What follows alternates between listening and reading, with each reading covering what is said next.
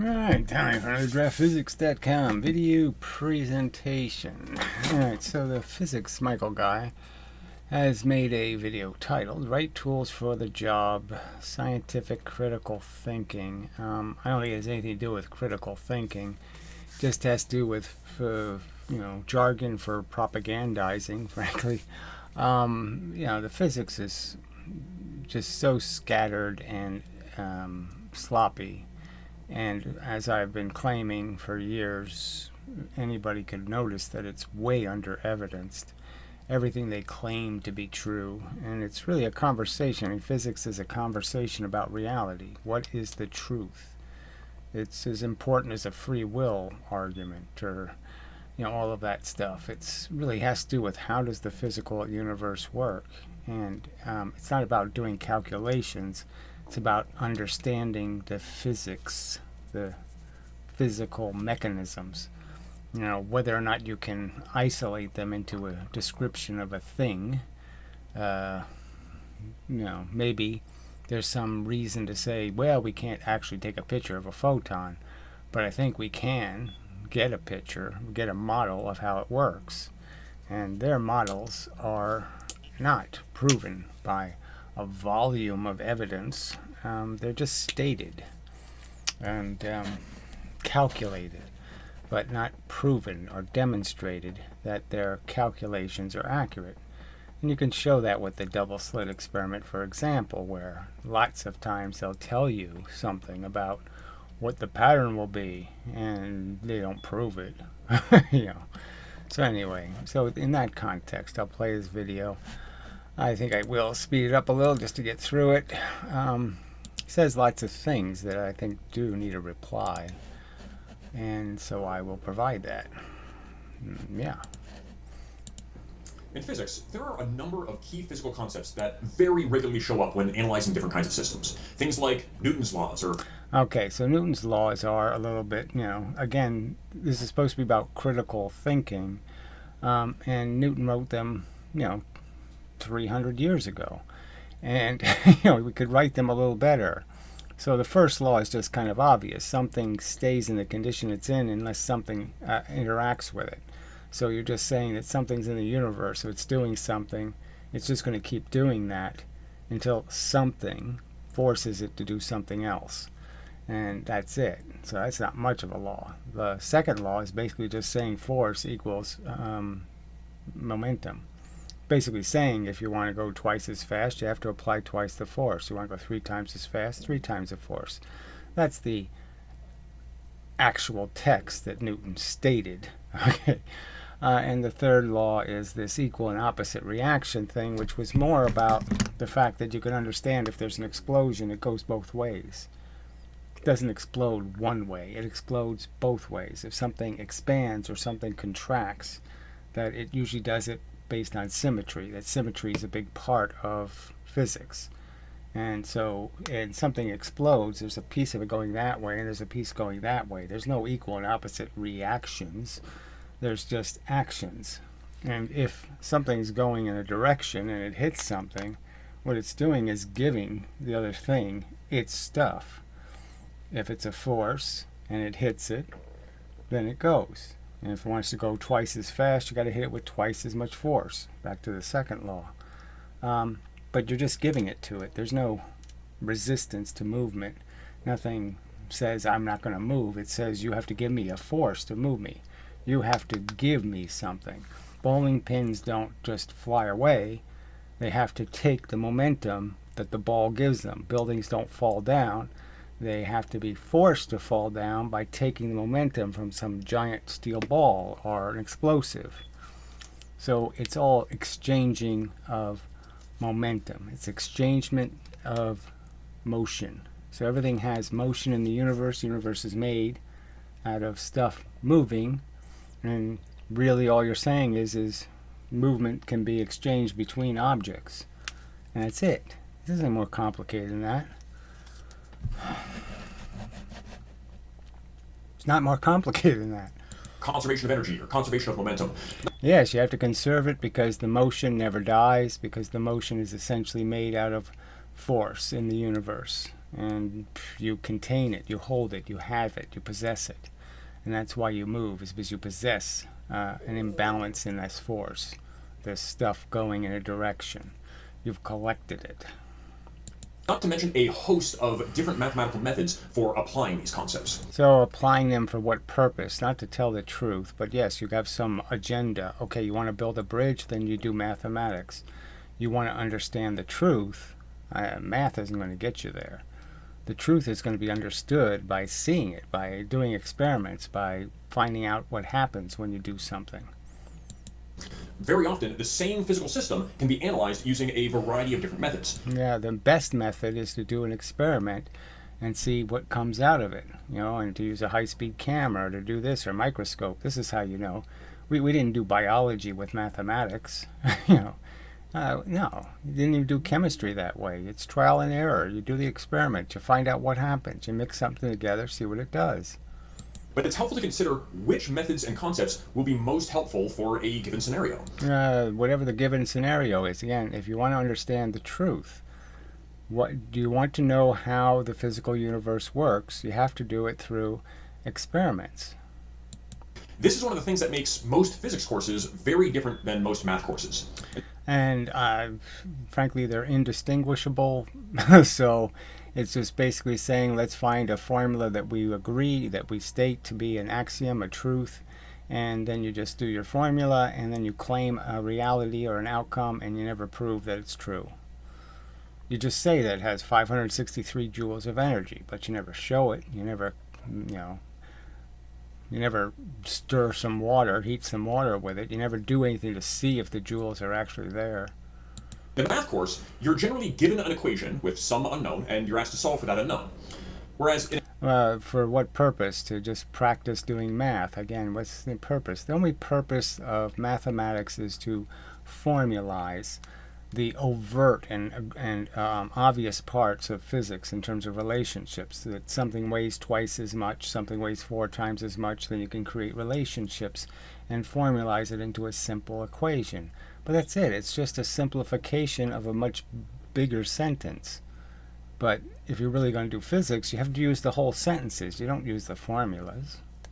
in a physics course, you're generally given a physical scenario, some kind of system, and you need to figure out what equations we can use to accurately describe that system and how that system will evolve. You could watch it. You can do the experiment over and over again, many different ways. They could have done the Newton's cradle a whole bunch of different ways with all kinds of masses, and we could have a chart that has it all listed, exactly what happens. They never did it. They've never done any of this. They've never tested anything. And that involves identifying which physical principles will get us those equations that we need to solve for whatever property of the system we have. So again, solve for what purpose? To take a test in physics or something, take a math test. It doesn't have anything to do with understanding anything or understanding what you're actually counting, what beans are actually moving around, and what the physics is actually made out of. Happen to be interested in. So it's such a perversion. Math is a perversion of the reality. It's such a gross distortion because it's such a gross simplification. It's not a simulation. Simulation's much better than doing math equations. And yes, to do a good simulation, you probably have to throw some math in. But yeah, that's what you really want to do, is simulate. You want to show what the stuff is and how does the stuff behave. What are its properties? And you want to get those answers right. You don't want to jump to wrong conclusions like light is a wave. A wave in what? In your typical college-level introductory physics course, you'll generally go through some of the following topics. You'll go through, these are the religious chapters of the book. So these are like the truth according to John, Joseph, Peter, Paul, blah, blah, blah, blah, blah. This is just scripture.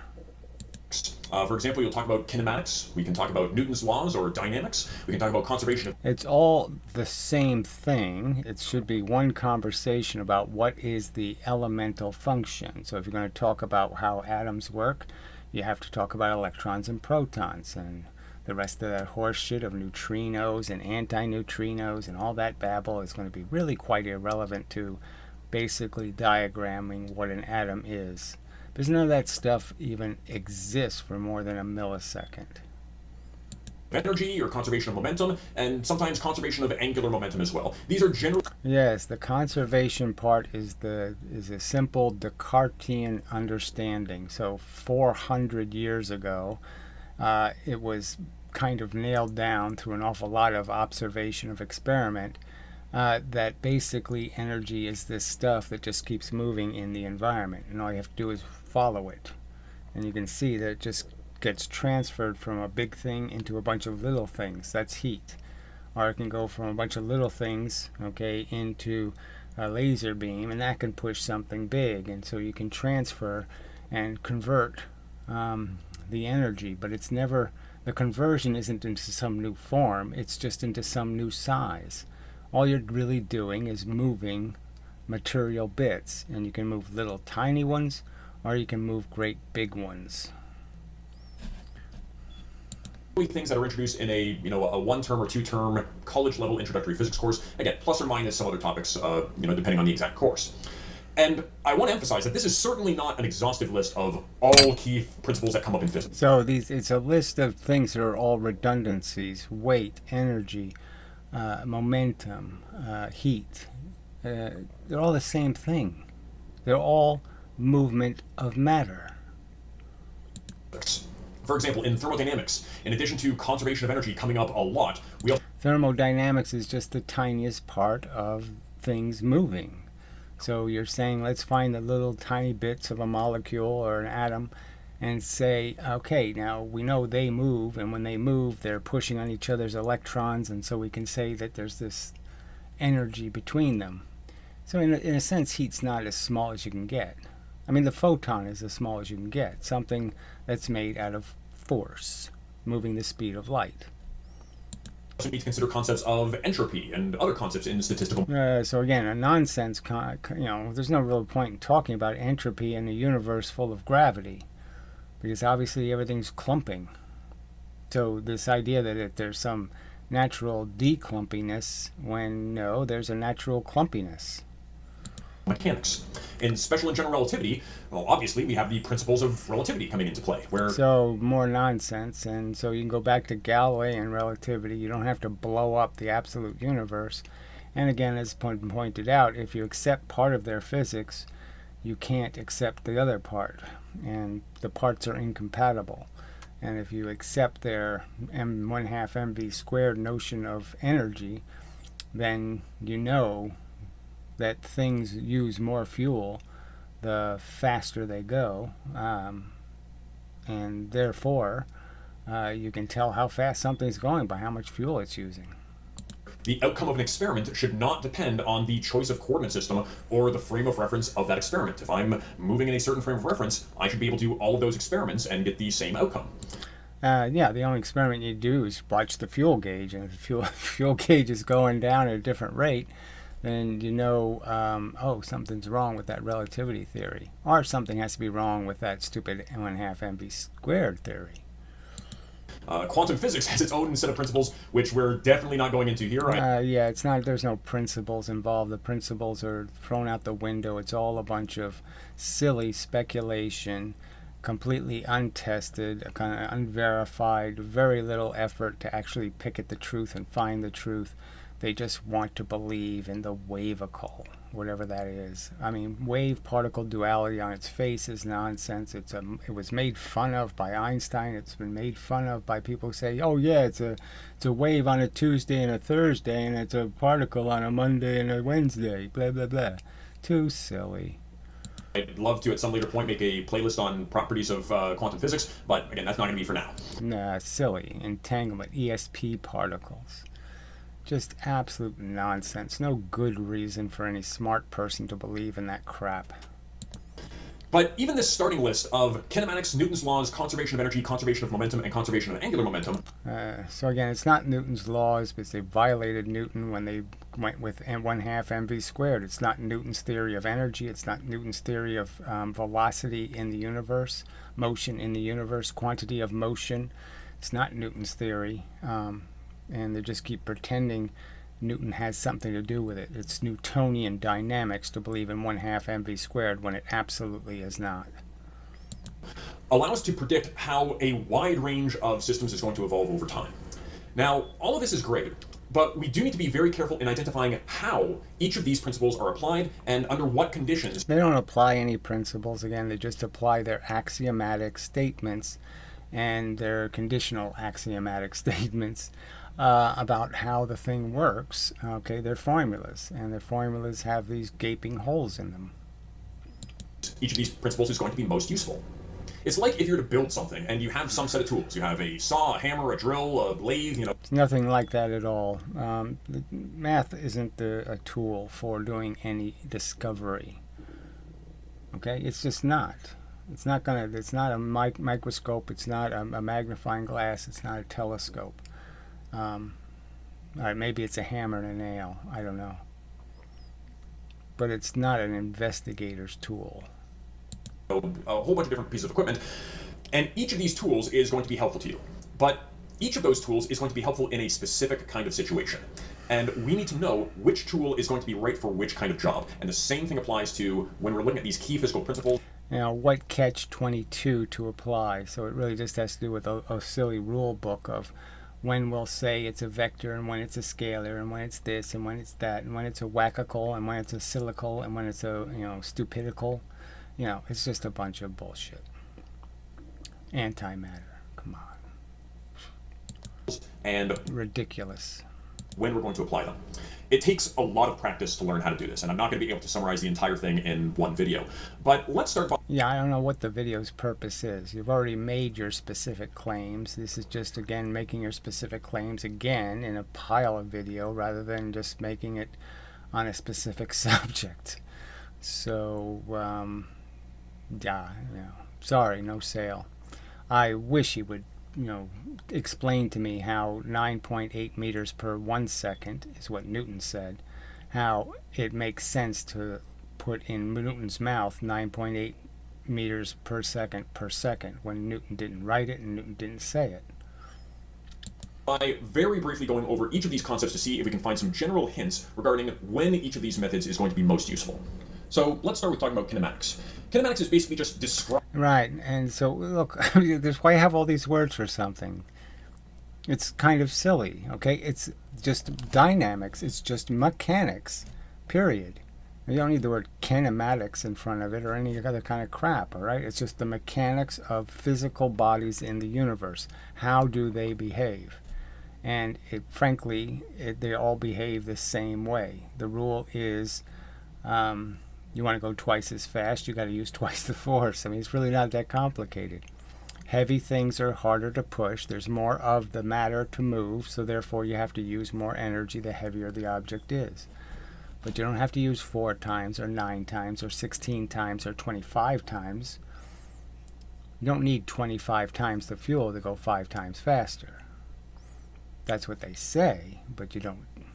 8-pound bowling balls going twice as fast do not knock down twice as many bowling pins. Describing the motion of bullets don't have 2,000 joules of energy, and recoiling guns don't just have 2.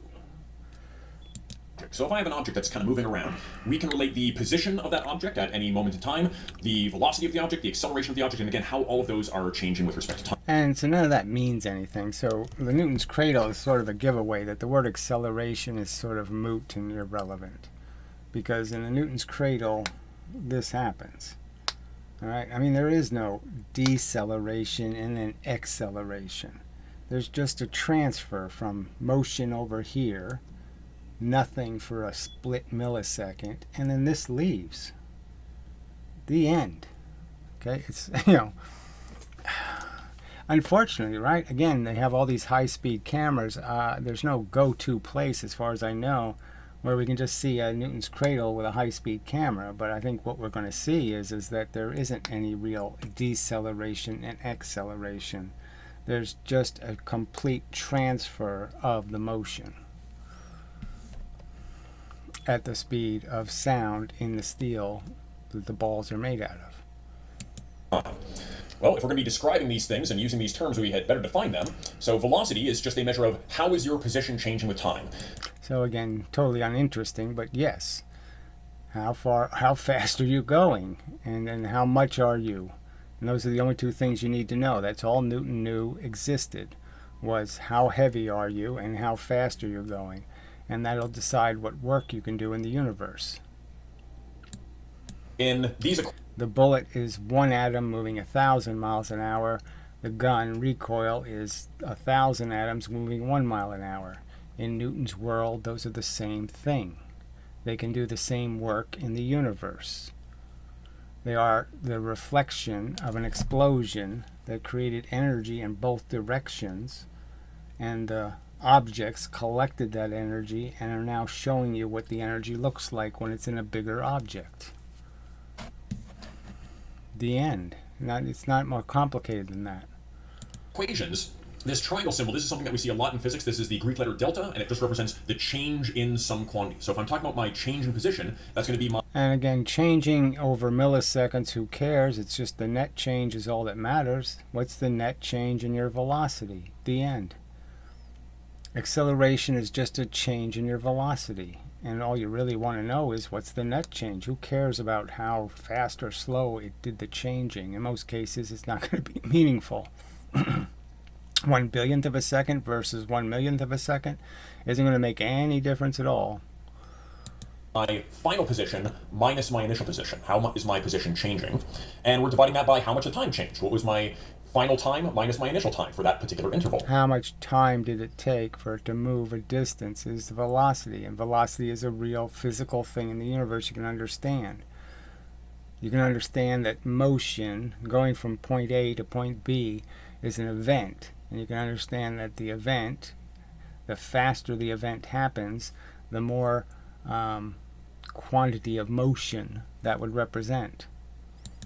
If we go with the calculus version of this, we can say that the velocity would be if I took a time derivative of my position function. So again, derivatives talk about how something is... So again, more nonsense. So derivatives are just ways where they pretend they can't solve an equation when they could just measure the thing, solve the equation. They don't bother. And instead they pretend they have to create some kind of bastardization of the equation, that somehow for one of the variables they have to create some other equation. All right, and it's merely some sort of fake notion that at certain angles this could equal this. You know, in other circumstances they don't equal each other. But so you just find the point when they do equal, you know, they have something in common, and then you say this equals this. Even though most of the time this doesn't equal this. It only equals this in this one tiny circumstance. All the other, you know, 259 degrees of motion, it doesn't equal. But because it does in one circumstance, they'll pretend these two things are now equalities. And so they'll put that formula in the equation and pretend, okay, that's the same as the number. And it's really not the same. It's only the same under very, very narrow conditions. Changing with respect to something else. In this case, we're saying, how is my position changing with respect to time? So we can use calculus as a tool to calculate these velocities. We can also look at acceleration. Acceleration is defined as how is my velocity changing with time. So again, we've got this change. So it's a big fake and a fraud and a phony to be obsessed with anything called acceleration. It's just a change in your velocity. It doesn't mean anything. It's just like saying a force. A force is a change in your velocity. Gravity creates a change in your velocity. It gives you 9.8 meters per second of force, of motion per second. So per second you fall, it adds 9.8 meters of velocity. That's it. It's not magical. The acceleration isn't some fancy magical thing. It just creates your velocity, period. I add it, I subtract it. It's just a velocity in the end. In the end, you still just have a quantity of motion. Change in velocity, final velocity minus initial velocity, divided by the change in time. And again, there's a calculus version of this. We can say... So this is the part where they just fly right off any kind of Newtonian rail and pretend it's a Newtonian version when it isn't. The acceleration is the time derivative of my velocity function. So it's how is my velocity changing with respect to time. And these accelerations would tell you by how many meters per second is my velocity changing each second. So that's where we get... Yeah, that's it. Each 1 second, each single second. That's Newton. And as soon as you do this squaring thing, that's Leibniz. So it's just such a slander to Newton to imply that Newton said anything that would indicate he believed in 1/2 mv squared or mv squared. He did not. Get the acceleration units of meters per second squared from. Meters per second squared from. So he just made it sound like it's a rational derivative from anything Newton said, when it clearly is exactly the opposite of what Newton said. Newton said twice the force, twice the speed. 3 times the force, 3 times the speed. He did not say twice the force, 4 times the velocity. Now, in the case where we have a constant acceleration, where both the magnitude of that acceleration and the direction of that acceleration is constant. So the only catch about direction is usually if you have to use your motion to create the change. Now, when something orbits the Earth, the satellite has a velocity, okay, a straight linear velocity, and gravity does the turning. Gravity creates the energy for turning the object. So the object doesn't have to lose any of its velocity because it doesn't have to use any of its energy. But if you're going to go around a running track, you're going to have to provide your turning force. You're going to have to use your velocity. You're going to end up slowing down to cause the turn. And so like racetracks, they elevate the track so then they can get gravity to do the turning again. So now you don't have to create more friction. You don't have to do all these things to create the turning force. Then we can derive a set of equations to look at how my position is changing with time. So if I know my initial position, the little subscript 0 represents just initial values. So if I have my initial position and my initial velocity and my acceleration, if I know what time I'm interested in, I can figure out, oh, where is that object located? What is its position? Same thing for velocity. If I know what my initial velocity is and this constant acceleration, at any other time I can plug in a time and say this is what the velocity of the object. So net velocity versus any moment of changing velocity, these are really different issues, and all you really are interested in is the net effect. Frankly, in most every single circumstance, all you're going to care about is what's the net product of, say, an explosion. You don't need to know all the accelerations of all the little bits. All you need to know is how much pressure is it going to hit the wall with. Is going to be. And then again, there are variations where we can take other combinations of these terms. So if I can relate my final velocity to my initial velocity, the acceleration, and how much my position changed. But again, this set of equations works in the case where... So they say it works, but again, this is the same equation that gives you these wacky statements. Where twice the compression of a spring is 4 times the energy. And, again, the acceleration one is the most obvious. So you could roll a ball across the floor. You roll it twice the speed. It goes 4 times the distance, but it goes 1/2 the speed 3/4 of the way down the track, giving you a clear notice that the friction isn't linear and that it only takes twice as long for it to stop moving. So in spite of the fact that it went 4 times the distance, it only actually rolled for twice the amount of time. And that's the giveaway to where the real energy is. It's only twice the energy, not 4 times the energy. It doesn't take 3 times the fuel to go. You don't have to use 9 times the fuel to go 3 times as fast. You don't have to use 16 times the fuel to go 4 times as fast. You don't have to use 25 times the fuel to go 5 times as fast. Neither do those velocities indicate how much force you have when you hit a brick wall. You're going twice as fast, you hit a brick wall, you only have twice the energy. We have a constant acceleration. But if we don't have a constant acceleration, if that acceleration is changing in either magnitude... They've never used any devices to ever really collect any of this energy. It doesn't work for like a water wheel or a turbine. They spin twice the speed. They're not going to make 4 times the energy. A windmill spins twice the speed. It's not going to make 4 times the energy. It's all just crap. Or in direction, we have to be very careful because these equations will not work. These equations are derived under a certain set of assumptions. And if those assumptions are not valid, then we can't have confidence in these equations, again, for those cases. Let me give So they just pick and choose, and they just how exact they ever are about any of these applications. So look, he did the slit experiment, and then he did the calculation in a way that nobody does it, frankly, in the sense that he said, you only wanted to find out what the nodes, the small nodes in the double slit pattern, their distance was. And he stated, here's the distance I'm using. The distance between the slits is what he said. It's not the distance between the slits. He used the distance of the entire experiment, the outside surfaces. Just as I stated, that's the place you're going to get the right answer. Now, nobody does that. Okay, that's not the standard practice. A couple of examples. Suppose I have projectile motion. So I throw an object and it moves through the air. If we are on or near the surface. So now we know that there's two different things you're doing. So if you throw the object and you throw it up into gravity, well, then on its way down, it's going to have extra force. So that means you had to apply an extra force. Besides the force going this way, you're applying a force up. All right, so it has more than one vector of energy in it. And when it comes down, it's going to have the same thing. It's going to have a vector going this way, and it's going to have a vector going this way. Surface of the Earth, and gravity is the only significant force. So we're saying air resistance is negligible, there aren't any other things that are pushing and pulling on the system. Then gravity will cause this object to have a constant acceleration.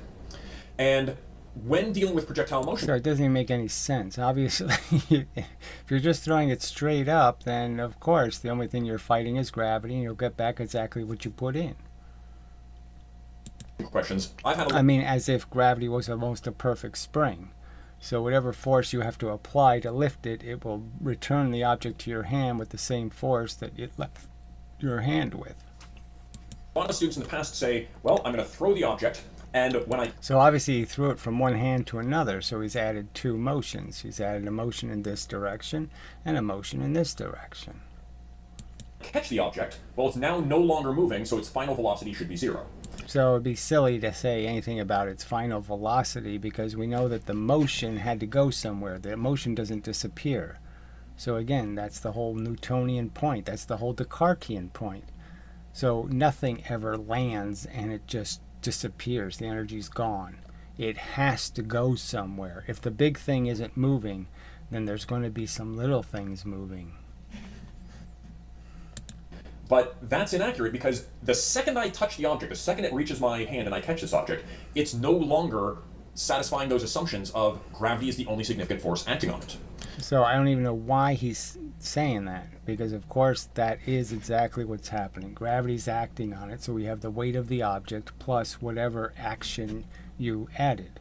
So you gave it velocity, you gave it motion, and it also has weight. So when it's in your hand, it's going to have its weight plus whatever velocity you gave its mass. What we should be saying instead is, I can use these constant acceleration equations, and the acceleration due to gravity, which on or near the surface of the Earth is 9.8 meters per second squared, going straight. Yeah, so it is not 9.8 per second squared, okay? It's just not. That's just not Newtonian. It's not the truth. It's not a fact. There's no such thing as 9.8 meters per second squared. There's no such quantity. It's just nonsense. You can't square a second. 1 second squared is 1. There is no seconds squared. It's 9.8 meters per 1 second. You have to go 1 second before you get 9.8. You cannot square the seconds because you don't know how many seconds it is. It has to be in the quantity. The 9.8 is for one specific rule. It's for 9.8 over 1 second. If I make it 2 seconds, then it's 19.6. If I make it a half second, then it's 4.9. It's a different ratio if you change it to a number that can be squared. The ratio changes, so it's just nonsense. This is just such a violation of, this is mathematically irrational, and it's irrational physics. To sit there and say there is any excuse to say 9.8 meters per second squared, when the force is actually in units of seconds, and it's 9.8 for 1 second. 1 second in the force gives you 9.8 velocity, period. This is so fake and phony and wrong, it should give people some pause to say, wow, if they're going to get that wrong, something that basic, and they're going to cheat so grossly with something so basic. I mean, it explicitly is 9.8 meters per 1 second. Obviously, squaring it or cubing it or anything would be useless. It's 1 second. Break down. So again, during that motion, if gravity is the only thing acting on it, that acceleration has the same magnitude and is going in the same direction.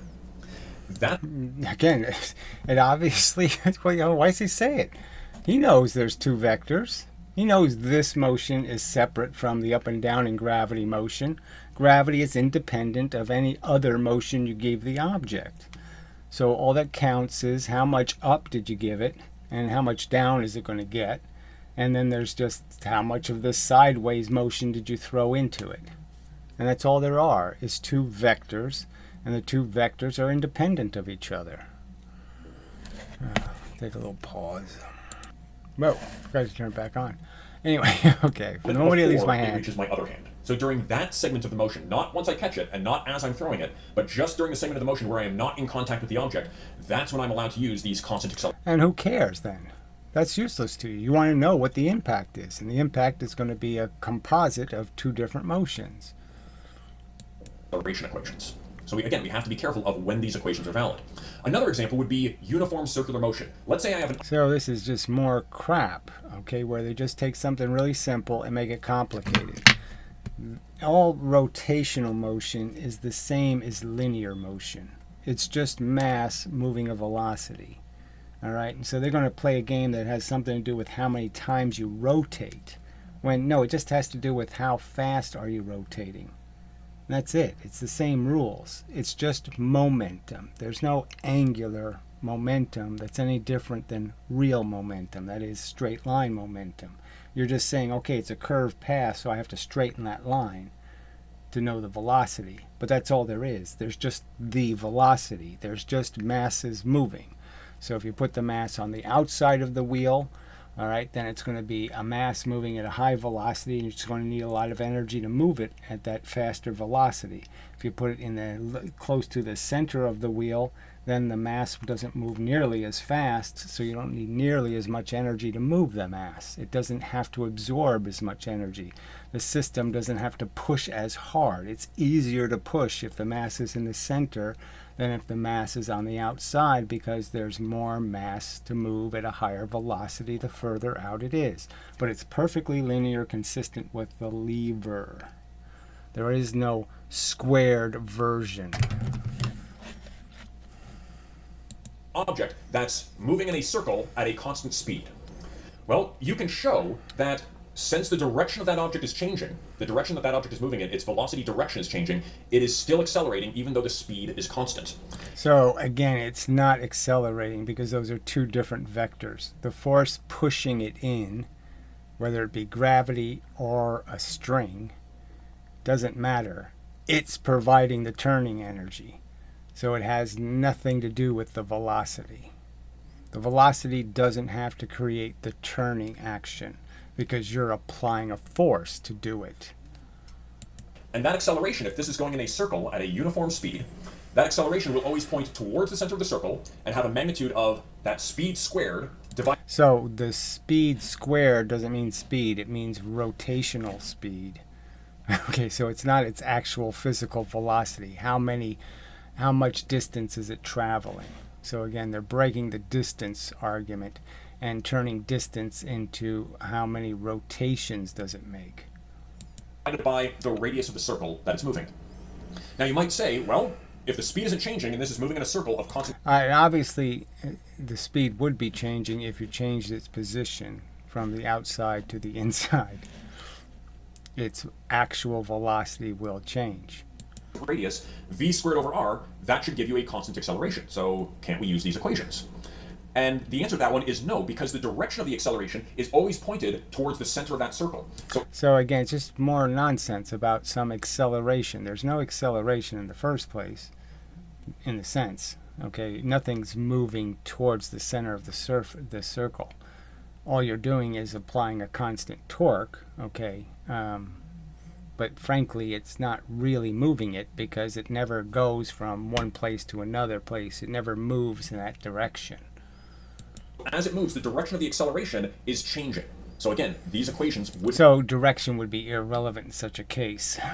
Everybody can know that, right? It doesn't really matter whether you're pushing over here, you're pushing over here, just like an orbiting thing around the Earth. It doesn't matter to the satellite. All the pushes are exactly the same. Not be valid under that particular set of conditions. So again, if we do have a constant acceleration, we can use these equations. But if not, then we have to go back to... We don't need the equations. You can draw the picture. But whatever.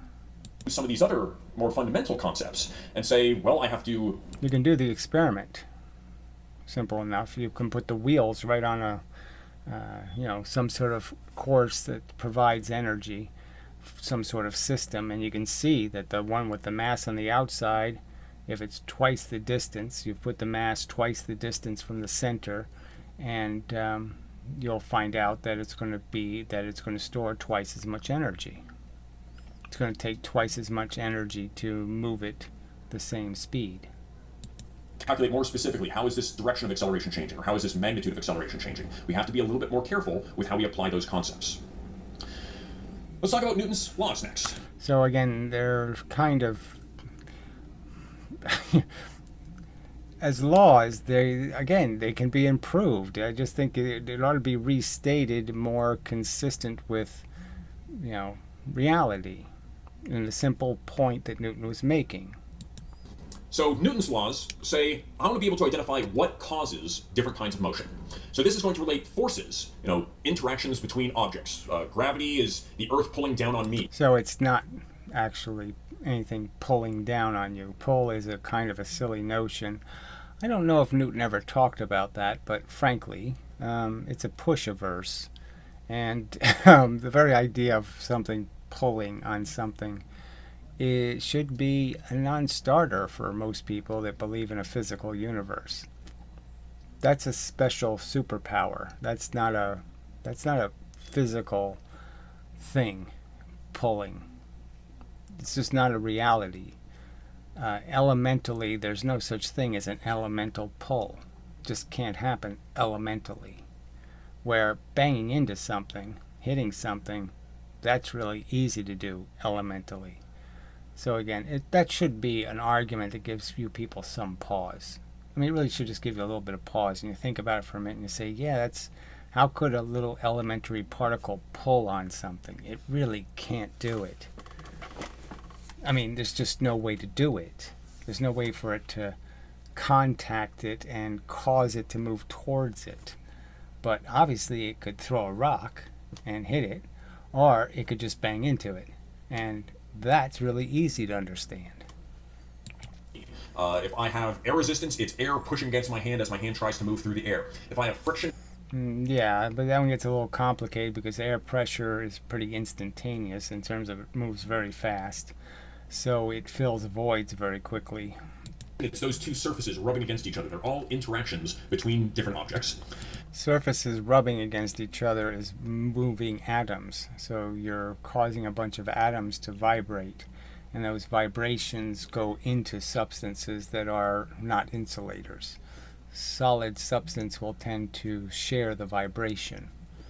Things that are stiff and connected, where the atoms are connected to each other, you can't jiggle one without jiggling them all. It's like poking a water bubble in space, a blob of water. The motion will just keep moving through the water. And Newton's laws takes those forces and relates those forces to how is the motion of the object going to change? What is going to be the acceleration of that? Yeah, so what's going to be very simple. So, and again, it's not acceleration. What is going to end up being the transfer? How is the energy going to move from one object to the other? Is it going to completely move? Is it partially going to move? Those are the real interesting questions, and we already know a ton about that. That, for you to have a complete transfer of energy, you have to have things that have consistent properties. So the Newton's cradle works because one ball weighs exactly what the other ball weighs, so it needs exactly the same amount of motion to move the same speed. And so it just makes an easy transfer. But if the objects are heavier or lighter, then you can't have a complete transfer. The bowling ball hits the first bowling pin. It can't give all of its momentum to that one pin. It can't fire that pin off at 20 times the velocity. Can't do it. An object. So this is Newton's second law, at least Newton's second law in the case where the mass of the object is. So this is a big lie, okay? It's not Newton's second law, what they write. And it certainly has nothing, the net force doesn't have anything to do with minutiae distances. It has to do with a clear velocity. The net force will be the net change in your momentum, all right? Not this MD crap.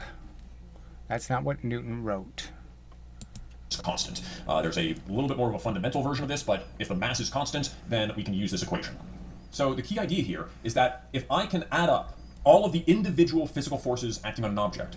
Right, exactly.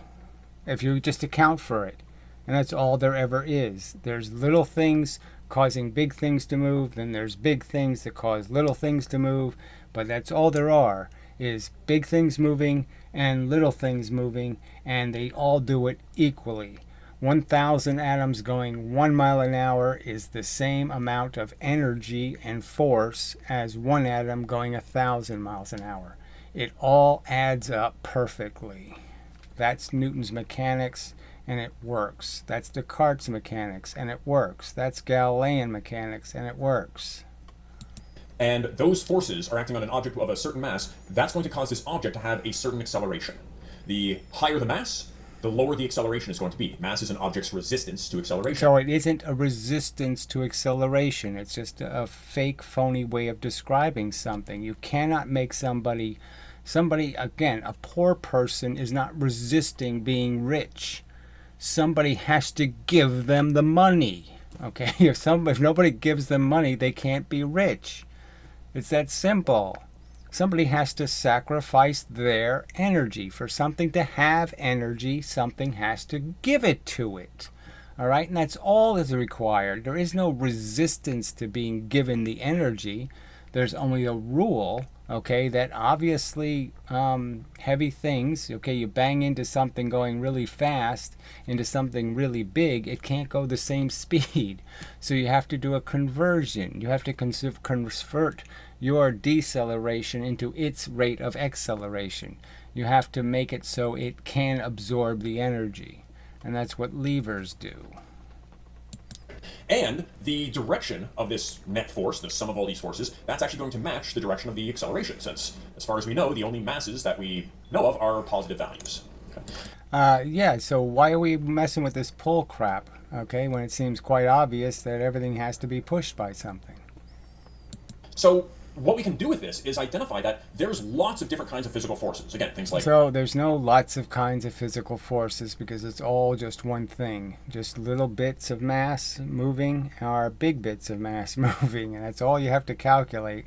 Is how much mass is it and how fast is it going, and then you know how much force it is, and then you're just saying here's forces banging into each other in the form of matter, and there's certain rules about how matter can transfer its force, and it can't do complete transfers when you're going from an 8-pound or a 16-pound bowling ball to a 3-pound bowling pin. It can't transfer all of its energy, so it ends up hitting more than one pin. Gravitational forces, normal forces, spring forces, pressure forces. They're all the same thing. It's all movement of atoms in the end, period. And obviously the force between the atoms, the pressure between electrons. Many, many different kinds of forces. And the key idea is that if I know what the forces acting on the object are, I can determine something about the motion of that system. I can figure out how that system... Right, and so look what they figured out. Okay, they again, it's 9.8 meters per 1 second. You drop something, a distance, one distance. It takes 1 second, let's say, to drop that distance. Then you can drop it from 4 times that height, and it only takes 2 seconds to drop that distance. And it comes out perfect. You end up with twice the velocity and twice the weight, and it took twice the time. And yet they're telling you it got 4 times the energy somehow. When it's not what Newton said, it's not what Newton believed. The system is accelerating at that particular moment. And vice versa, if I know about the motion of an object, I can work backwards and figure out something about what forces are acting on that object.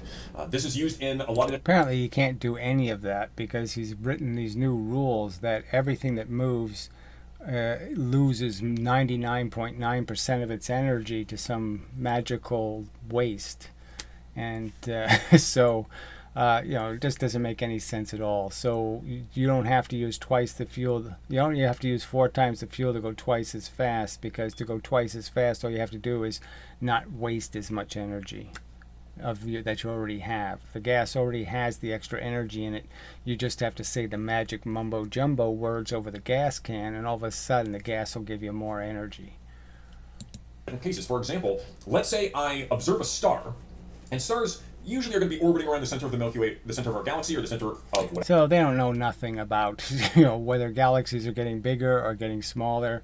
And obviously, if they were doing one of those two things, contracting or expanding, then you would have definite expectations that their orbits wouldn't be consistent, that they wouldn't be in a consistent orbit, and therefore you wouldn't expect them to be moving the same speed as, say, Pluto or Saturn or some other orbital body that isn't leaving the solar system. So again, if galaxies are getting bigger, you would expect the stuff on the outside to be going much faster, and if they were getting smaller, you'd expect the stuff on the outside to be going much slower than standard orbits. I mean, these are simple little things they don't even consider.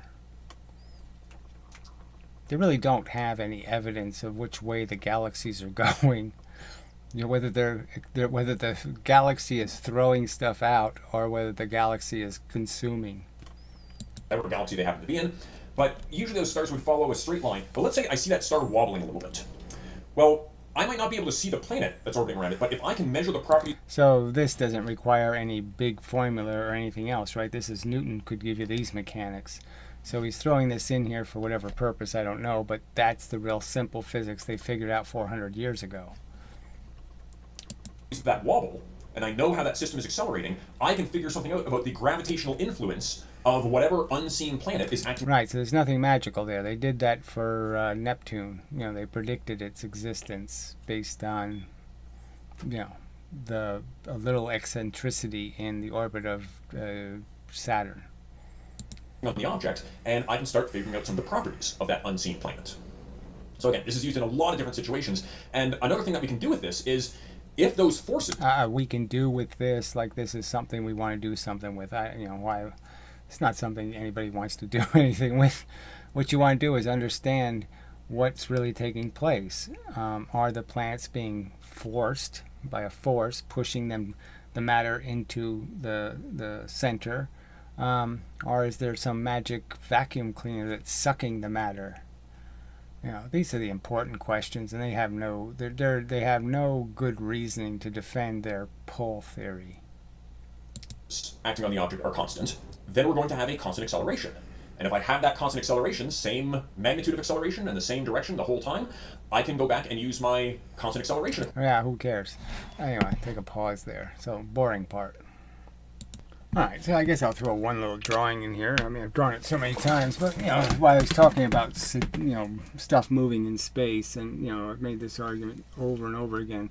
But you have an Earth, it doesn't even matter what it is, a moon, and you're just going to say, look, we're just going to travel this distance, a point A to a point B, it's a fixed distance.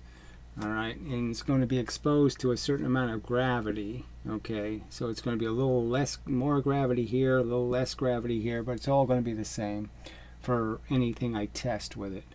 And the simple point is that the faster I make this voyage, the higher the velocity, okay, the less I'll be bent. And the slower the velocity, that is, the more time units I take, the more units of time, okay, I take, the more I get bent, indicating clearly that gravity is a time-dependent force, and it just has to do with how long you're in it. So when you drop 4 times the distance, okay, and you only take twice the time, the fact is that that's the important number, the time. Gravity is a time-dependent force. It's completely dictated by time. This is not the same amount of gravitational pressure no matter how fast I go. If I take a year to do it, I'm going to get a ton of gravity hitting me. like just like sunlight. I'm going to get a huge sunburn.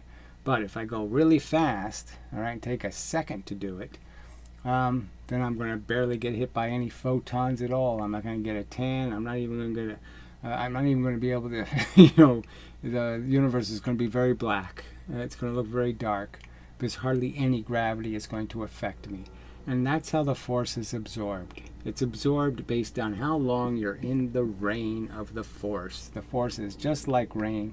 Run through the rain from one door to another door very quickly. You'll get less wet than if you take your time and slowly meander from point A to point B, and then you'll be soaking wet. It's that obvious, that simple. And they just keep making up this fake story that it's about distance. It's about 4 units of distance. No, it's about 2 units of time at 9.8 meters per 1 second.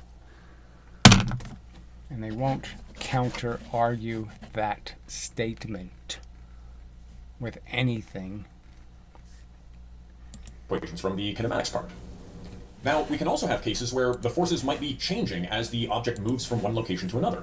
And if those forces are changing, well, the situation becomes a lot more complicated. At every one of those different instances, every time that force... Yeah, who cares? Right. Duh. Okay, so yeah, if you're going through a bunch of asteroids or something, yes, it's going to be kind of complicated how you're going to be affected by all the different amounts of gravity through any different point in the voyage based on what your speed is and what angle you're at the object and all kinds of stuff. So yes, very, very complicated. Who cares?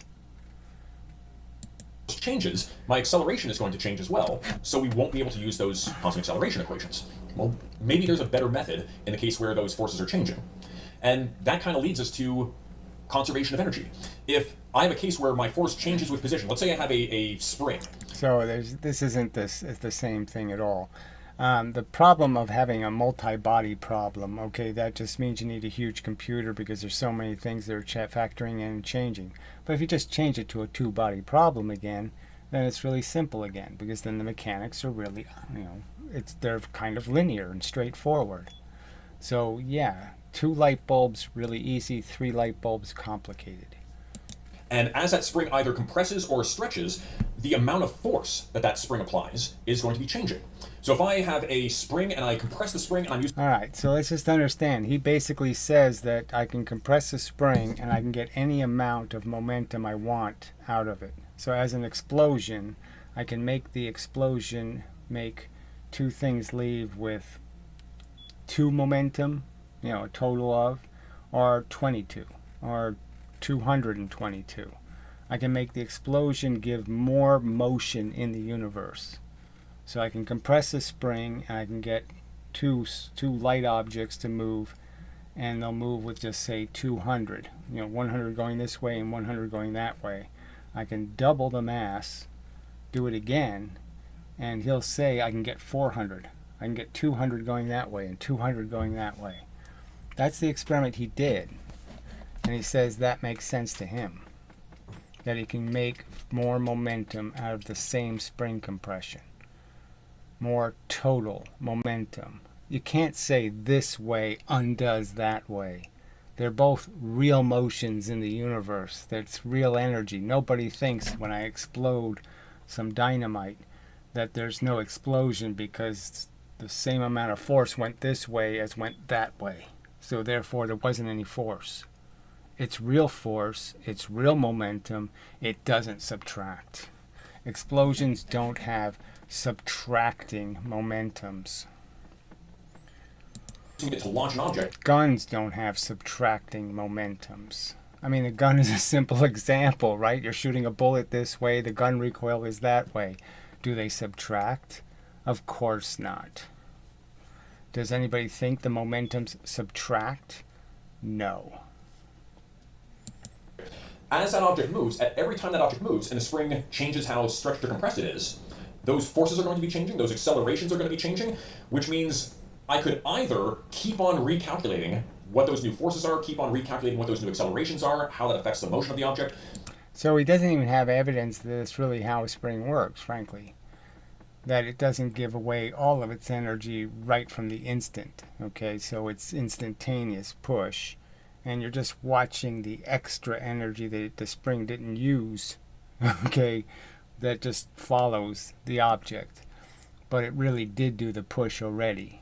It's kind of like when they do the slinky thing, you know, and they drop a slinky in gravity and it doesn't, they let it go in gravity, and the bottom of the slinky doesn't move. Well, it doesn't move not because it's not being forced to move by gravity, it's because it is moving towards the center of the slinky. The slinky is, from its perspective, moving. It just happens that gravity's moving the same amount the opposite way. Or maybe there's a better method.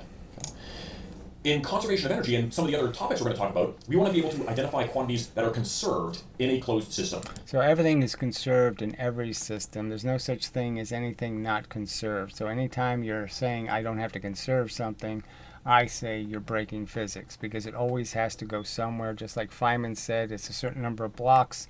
You can hide the blocks, you can break the blocks, you can do all kinds of things to the blocks, but you can always find them somewhere. They always went somewhere. You cannot destroy energy. Where no matter what that's... Let's understand, the word energy is just a modern term, 1840 or so, and that if it was around in Newton's day, he would have used the word energy to describe what momentum is. Again, they play this game that somehow kinetic energy is the motion of objects, when clearly momentum was defined as the motion of objects. You can't have two different concepts with completely different formulas and say they are the same thing, the motion of an object. It's just ridiculous. This duality is nonsense. There aren't two formulas. There's just one right answer and a wrong answer. MV is the right answer, and 1/2 MV squared is nonsense. System happens to be doing, these particular quantities are staying the same, and that makes them much easier to use and much easier to apply to different kinds of situations. So we can introduce these concepts of work, So again, work is just a waste word, doesn't mean anything. Heat is work. All the stuff we call waste is still work. There's no such thing as, it's just meaningless. Every movement you could call work if that's what you wanted to do. If I want this to move from here to here, then I'm going to count the portion of the energy that made it move from here to here as the work part, and then the part where it went into friction or did something else, I'm going to call that the waste. But it doesn't mean anything.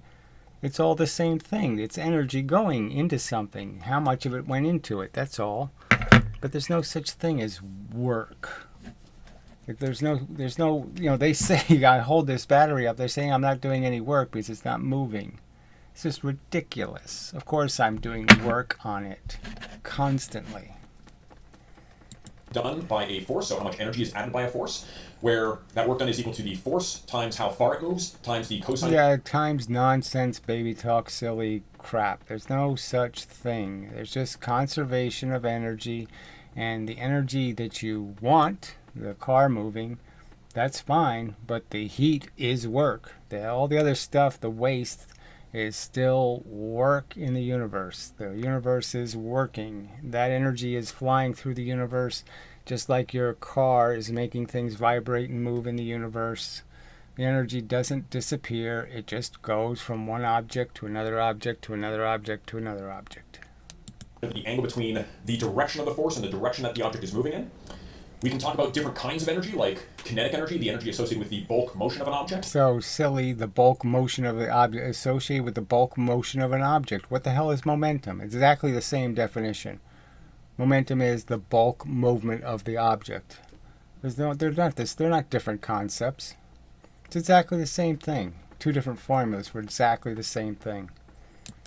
Gravitational energy, the higher up in the air an object is, the more gravitational energy it has. So again, more gravitational energy. It has zero energy when it's up in the air. Okay, it only gains energy as it starts to fall. It's only after it's free falling that it has any energy. It has nothing, okay, until it acquires it. So again, more mush, more bad phrasing. Okay, you don't say the boat on the side of the stream. You know, I put a boat on the side of the Mississippi River. You don't say, oh, the boat has a 58 joules of potential energy. Bullshit. It doesn't have anything till I put it in the stream and it takes the energy from the water. And that's what it's going to do. It's going to make the Mississippi a little less, the Mississippi is going to slow down a little because it's going to give its energy to the boat. That process has to happen. And that's the same thing that's happening in gravity. Gravity is a stream, okay, and all you can do is insert objects into it and collect the stream's energy. The equation, if you are on or near the surface of the Earth, if you go far from the Earth, it's going to be a different equation. We can talk about how much energy is stored in one of those springs, which depends on the spring constant and how... Yeah, so again, the spring constant's just a nuisance. You don't really need it. I mean, all that matters is does the spring conserve the energy that you put into it? So if you're not outside the limits of the spring, then you can have an expectation that if you secured it against something that won't yield, that the spring will collect the energy and give it back to you again. Stretched or compressed that spring is squared. And again, there's many So no squared terms necessary. Other different kinds of energy. But the key idea here is that energy can't be created or destroyed. So again, of course, every time there's something that where there's a conversion, they can create free... That's not a good idea. Hope I didn't break my hard drive. Anyway, I better take a pause and make sure I haven't fucked something up. All right, I'm back. Yeah, like everything I own is like a Frankenstein monstrosity. It's all high maintenance. Can't, bang on it the wrong way and it goes whack. It'll kill you. Anyway, so it was right on an important part here. So let me just back up a tiny bit. Is that energy can't be created or destroyed, but we... So again, that's just such a simple idea that, yes, but they don't really believe this. So again, it's just, and every single time, okay, like I say, a gun, they're saying, what do you mean you can't create or destroy it? I put 2 bullets in a zip gun, all right, 2 light things. They fly out, and I have every expectation I'm going to get 4,000 joules of energy. 4,000 watts will fly out of the explosion. I put 2 heavy things in, things that weigh as much as a gun, inside the zip gun, 2 heavy bullets, I get 4 joules. 4 watts. Same explosion. Completely different outcomes. How is that not a destruction of energy? The explosion has to create a certain amount of energy.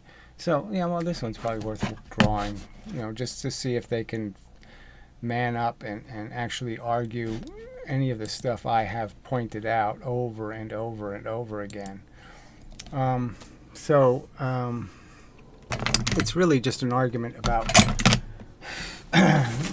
understanding that there's ways you can do the experiment, okay, that just make it clear that there's no alternative explanation.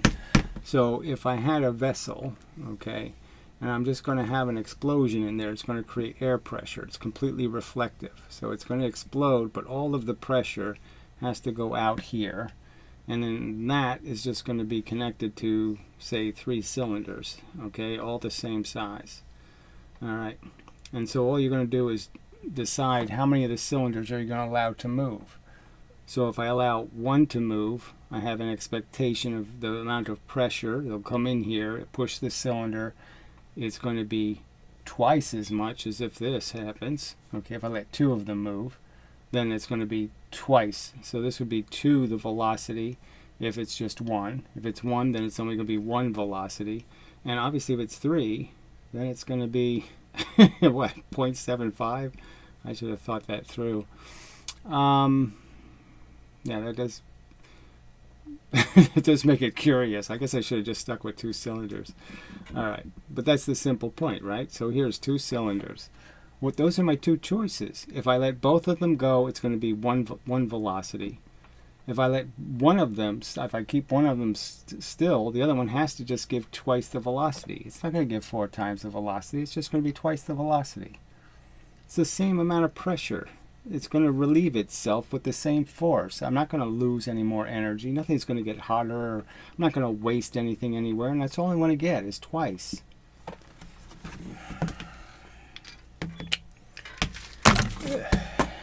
Maybe I shouldn't have to explain it. It's the same thing.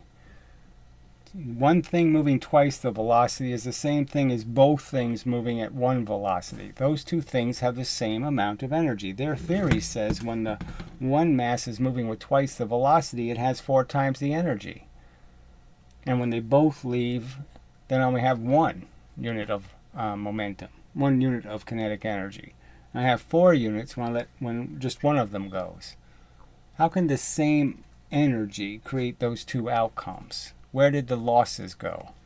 This is the same as I have a 5-ton train and I bang it into another 5-ton train and make a 10-ton train that leaves with exactly the same momentum, okay? Just a tiny bit less, a tiny bit less momentum, because I did a very efficient transfer. I combined the two very efficiently.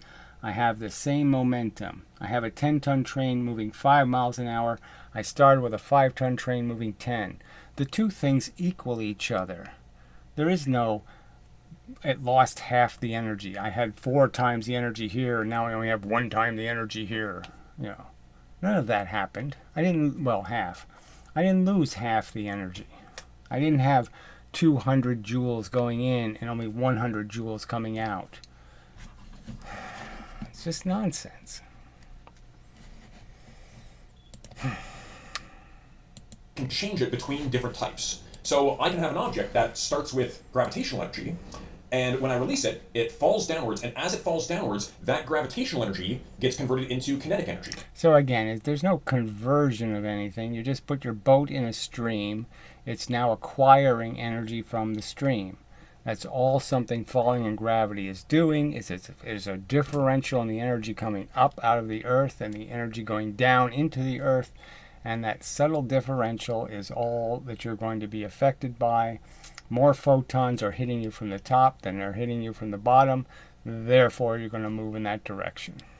The energy of motion. So the further the object falls, the faster that object is going to be moving.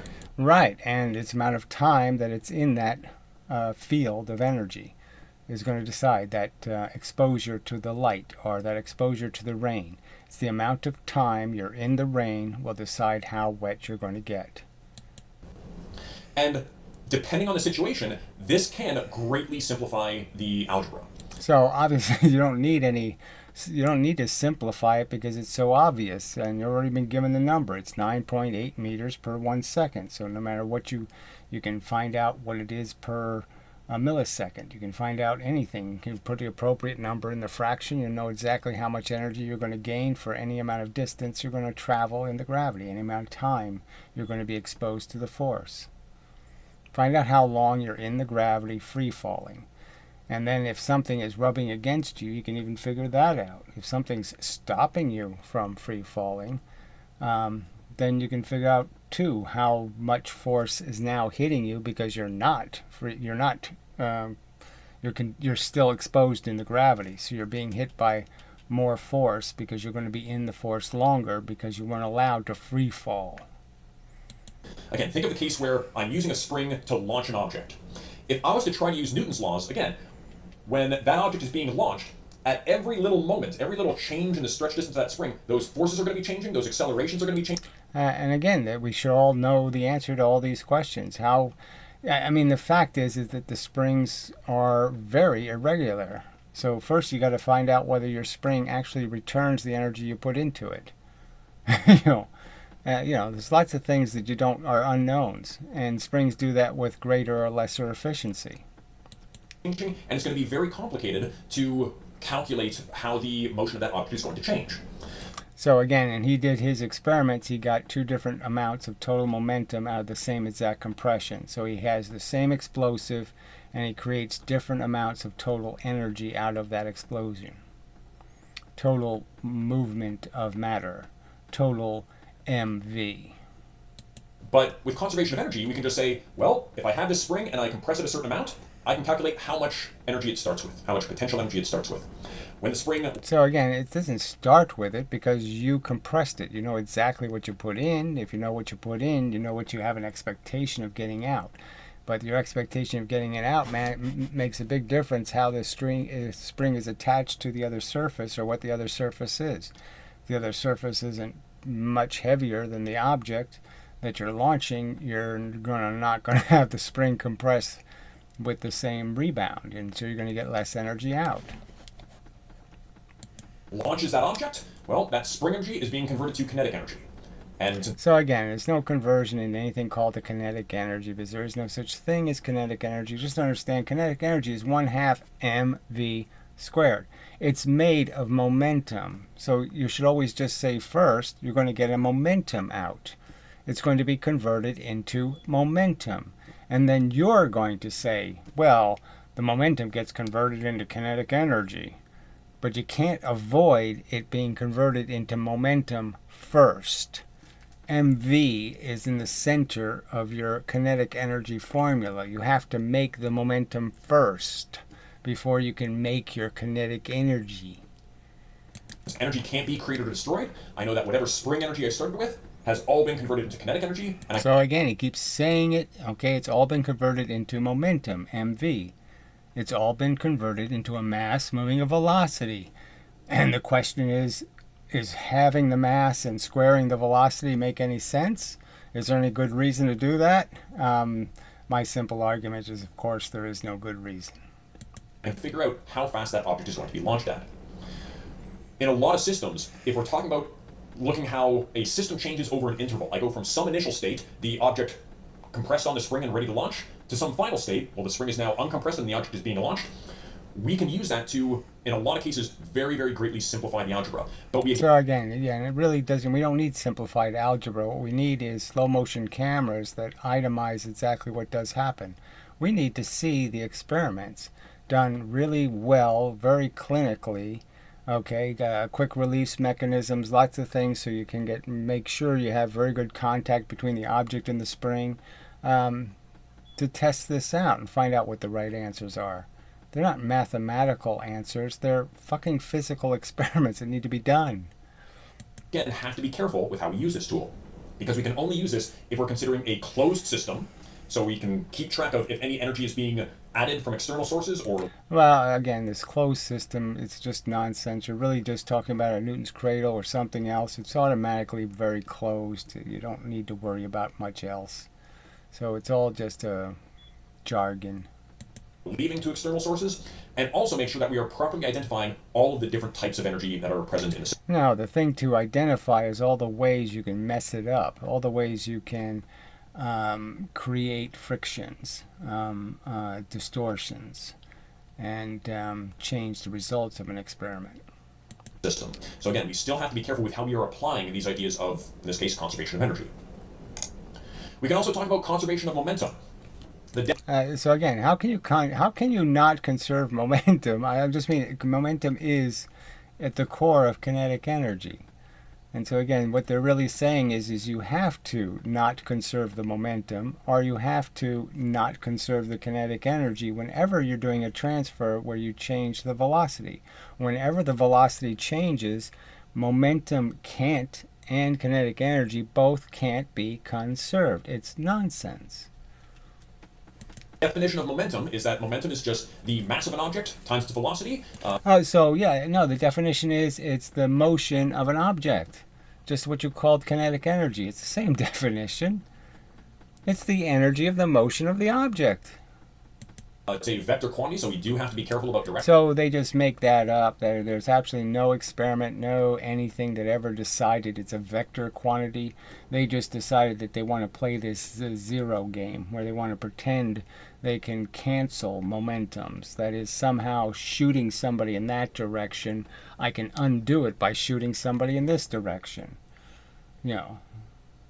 So if you want to undo a car accident, just move a car in the opposite direction, and it didn't happen. And this definition of momentum, again, has some very, very useful properties. One of the key ones being, if I have a system where there are only internal forces, so let's say two objects run into each other. I mean, it really is this silly. They're just basically saying that if you want to undo even like a mass murder, we could all just have doppelgangers. And somehow, if I murder, then my doppelganger will rescue. Somehow it's a perfect yin-yang. They undo each other somehow. I mean, it's just such a nonsense. And bounce off of each other.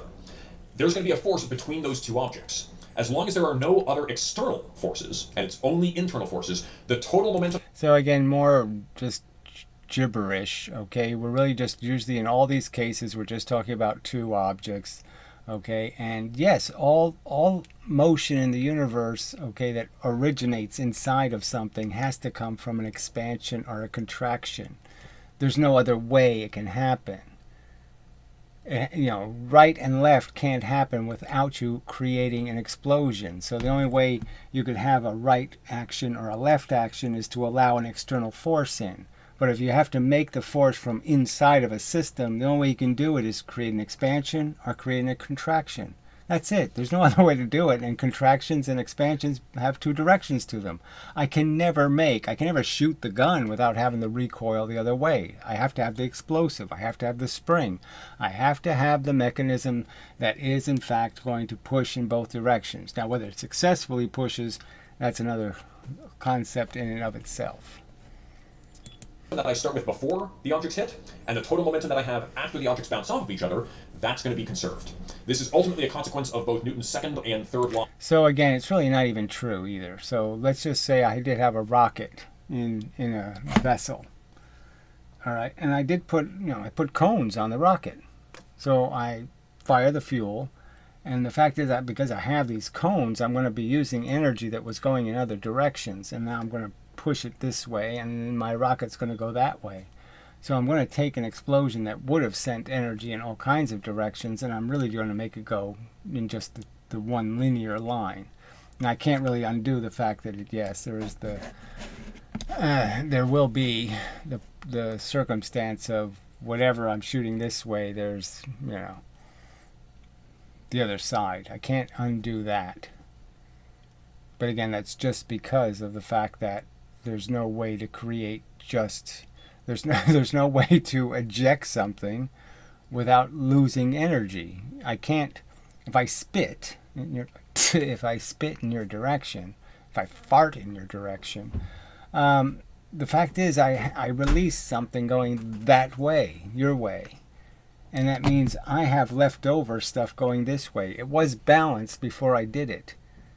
Okay, and then I unbalance it by, letting something go this way. Now I still have this in my tank. I still have this way. So it's not really necessary to think about it as an explosion. You just gave away the one way. All right, but giving the one way away changes the balance that you have. Laws going together. Newton's second law, you can use that to figure out how your momentum... So again, Newton's second law is twice the force, twice the velocity. 3 times the force, 3 times the velocity. That's his second law. Doesn't have anything to do with any per second crap or any of that 4 times the energy mush. It's not Newton's second law. Of one object is going to change if a force is applied. And Newton's third law is if object A is pushing against object B is applying an equal and opposite force. So that doesn't happen. Okay? The poor person is not pushing on you when you give him $10. He's not taking $10 away from you.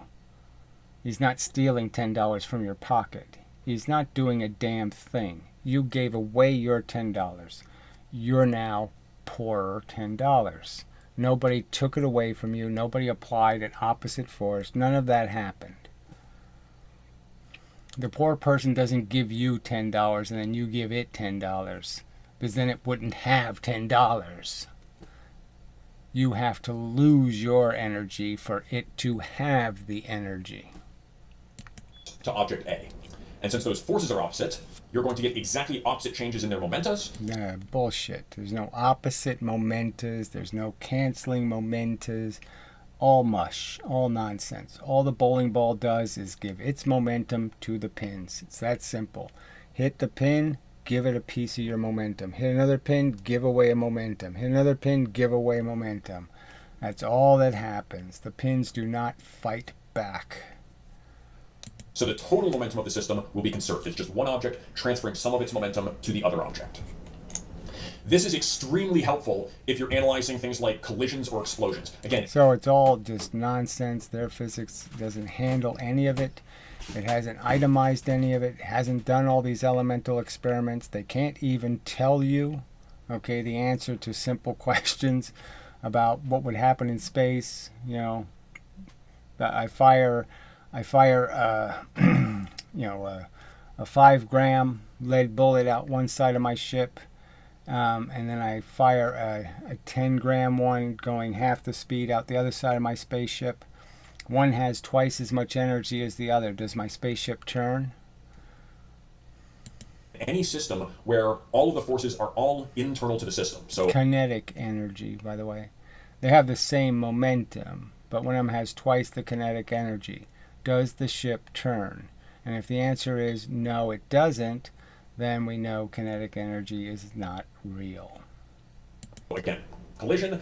During that collision, the interaction force between those two objects is almost certainly going to dominate over any other forces that are acting on them during one of those brief but intense collisions. Same thing for an explosion and intense collisions. Same thing for an explosion. An explosion, those objects are going to push off of each other. If I look at that system and it only has internal force. So, when he talks about these things, we know that things don't just crash into each other and stop. So it never happens. So you could take two big steel balls and you could force them into each other and stop them. And they'll create a huge amount of heat. So you know the energy is really still doing something. If I allow them to bounce off of each other, they won't get red hot. They won't burn a piece of paper. But if I do force them to not rebound, okay, then the energy will just keep vibrating and they'll actually burn the paper. They'll catch it on fire. So we know the energy is going into the little things moving. We know it's going somewhere. There's no such thing as it's zero energy. Never happens. Implosions are just as real as explosions. There's no zero momentum after. The momentum is just moved somewhere else.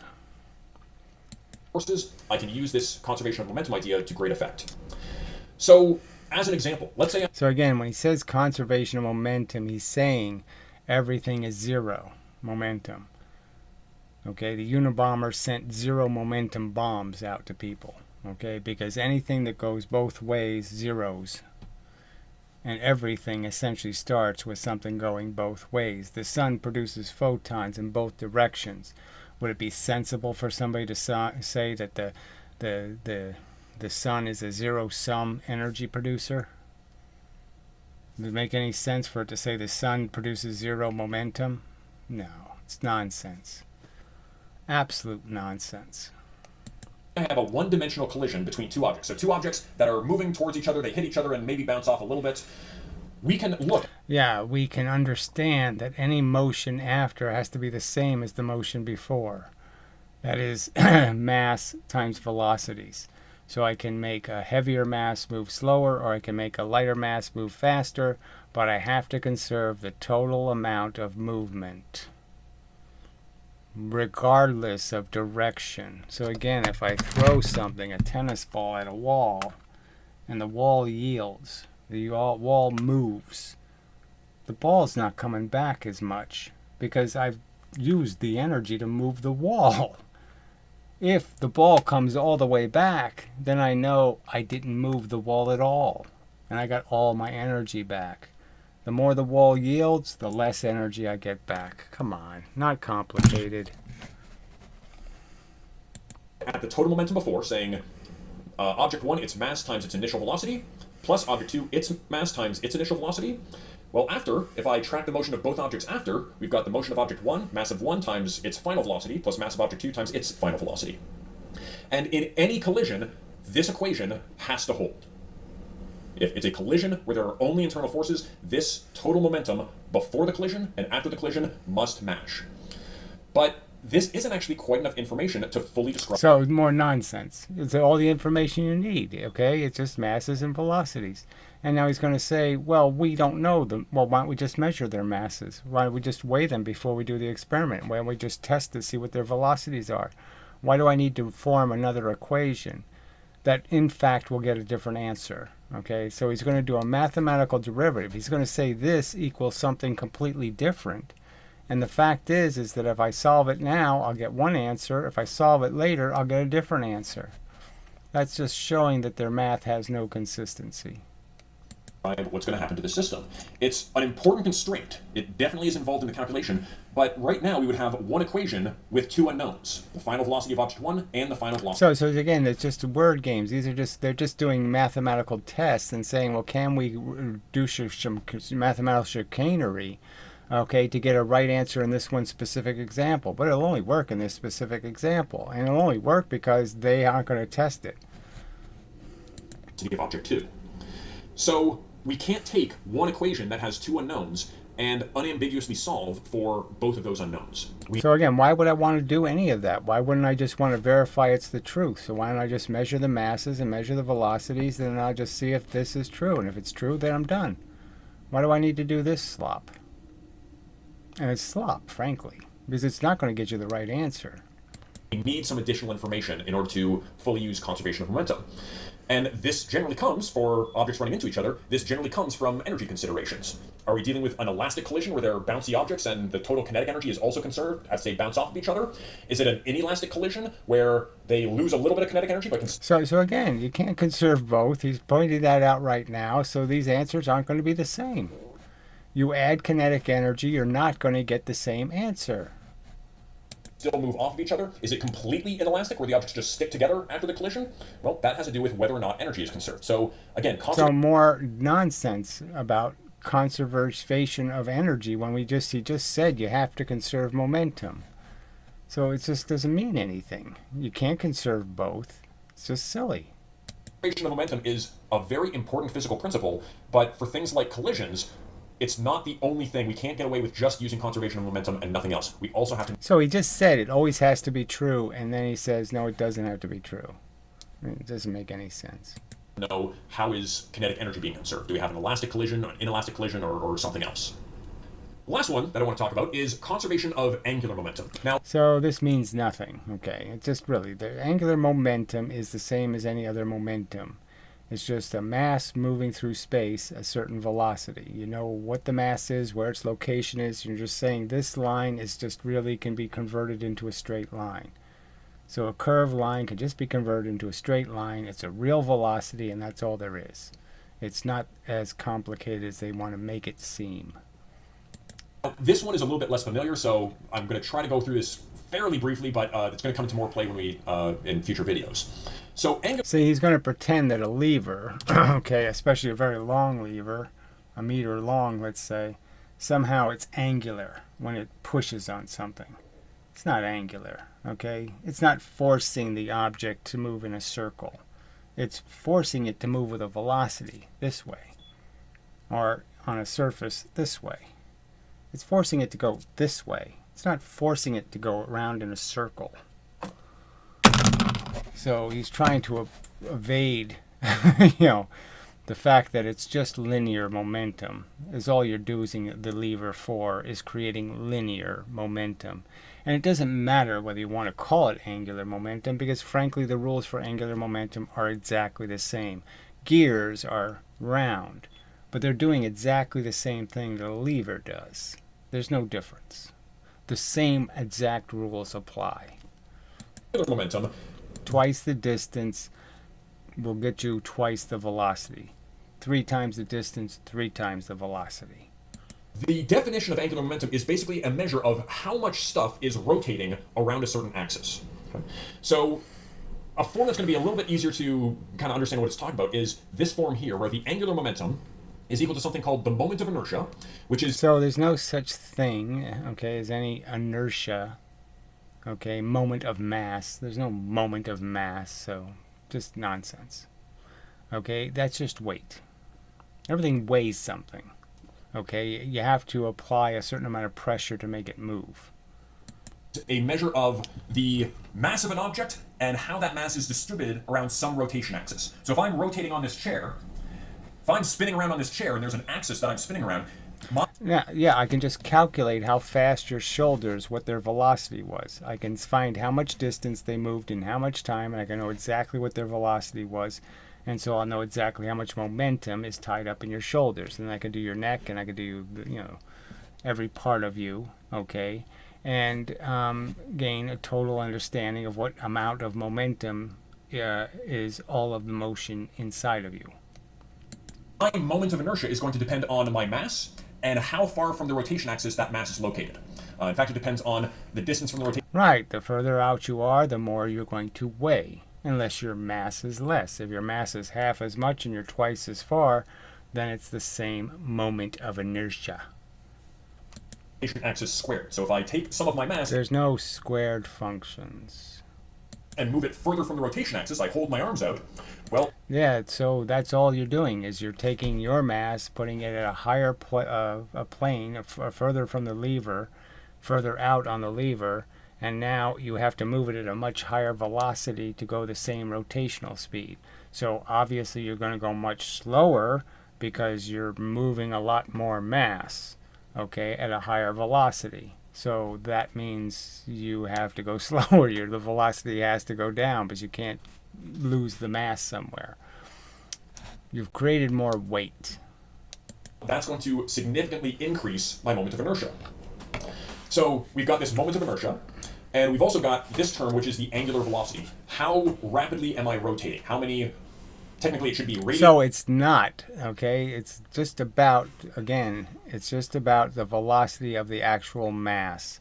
You don't count the rotations. Counting the rotations doesn't have anything to do directly with the fact that, yes, you're going twice the distance. Okay, if I'm twice as far out on a gear, I'm going to travel twice the distance in the same time. And that's all that matters. I'm going to go twice as fast. If you're on the outside of the gear and you go half the distance, half the radius, then you're going to now travel half the distance in the same time. You're going to go half the velocity. No need for anything squared. Do I rotate through per second? But you can think of this as like revolutions per second. How often am I spinning? And if I have a system where there are only internal torques, there are no external so more nonsense. Torques are just, again, pressure or weight. That's all it is. So it doesn't, you're just saying no external forces. So you don't need to use this torque word. You're just saying that all you're doing is you have energy in a system, and now you're going to move the mass from here to here, from here to here. You're not going to do anything else. You're just going to place it at these two different locations. What's the consequence of that? And the consequence is if you're moving, if you're moving the same mass, okay, at twice the velocity, you're going to need twice the force. And because you don't have twice the force, because there's no external torques, you're going to have to go half the speed. Torques that are going to change my rotation rate. Then in those cases, the total angular momentum of the system is going to be conserved. The quintessential example of this would be a figure skater spinning around and then... So there's no quintessential if it's based on some notion that this has anything to do with anything squared. It's the same as linear velocity. There's no difference. You're just saying how far does the matter move in a unit of time. How far does any atom in any position move in a unit of time? That's all there is. There isn't anything more than just regular momentum. And quickly pulling their arms in, which causes their rotation rate to increase. And they're pulling them in from 8 or times the distance to, or 4 times the distance. So it's much more than just twice the distance. So they've obviously, when their hands are on the outside or their leg is on the outside, it's a substantial amount of matter that now has to move a higher velocity, and there's no energy for the higher velocity, so the velocity has to decrease. And if they move them in, now there is a bunch of extra energy, okay, because your rotational speed is much lower now, so,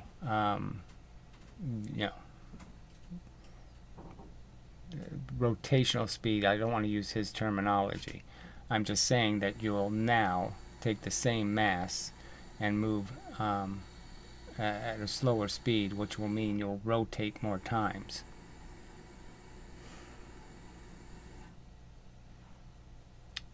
No, you'll move at the same speed in a smaller circumference, obviously.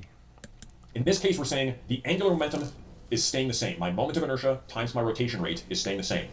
When the figure skater is spinning with their arms out, they have a very large moment of inertia. when they So again, there's no moment of inertia. Inertia is just mass. The mass doesn't resist energy. Or you have to give something energy for it to have energy, blah, blah, blah, blah, blah. A bowling pin doesn't have a moment of inertia. There's no moments of inertia. There's just things sitting there saying, I'm not moving till you hit me. Hit me and I'll move.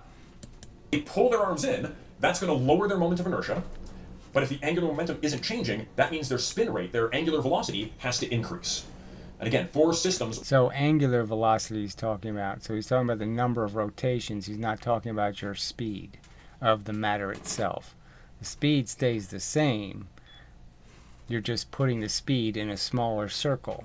So the speed has to go faster because it's in a smaller circle. So it's the same velocity out here.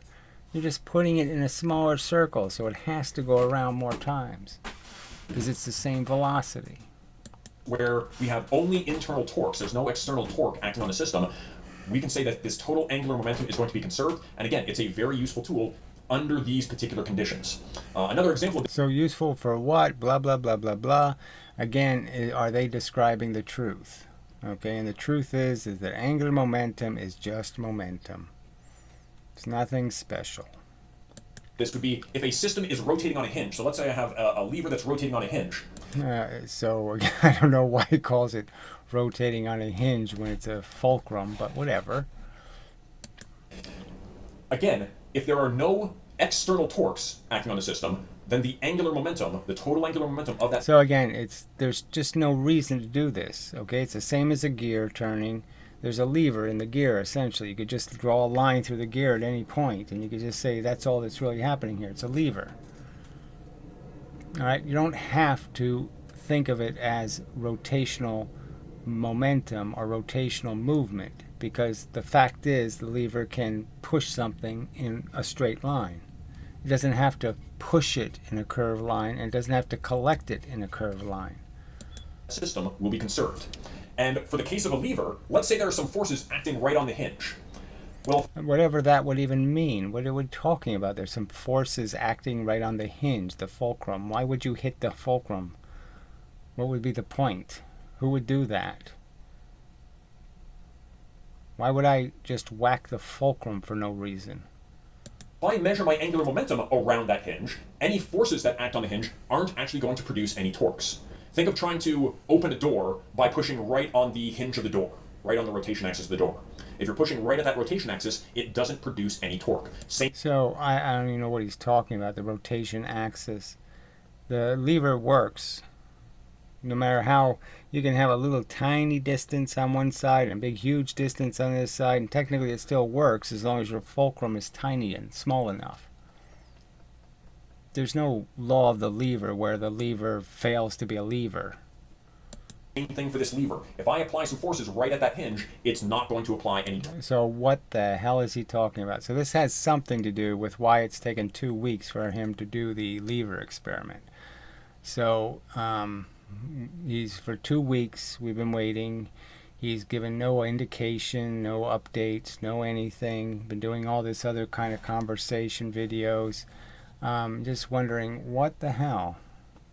And so what does this have to do with anything? So somehow he's going to turn the lever experiment into something, again, I pointed out that the first thing you want to do, it's such a simple experiment. You just have a couple of little tiny rules. And, and they're just going to find a way to just find a way to evade the subject. Hold on.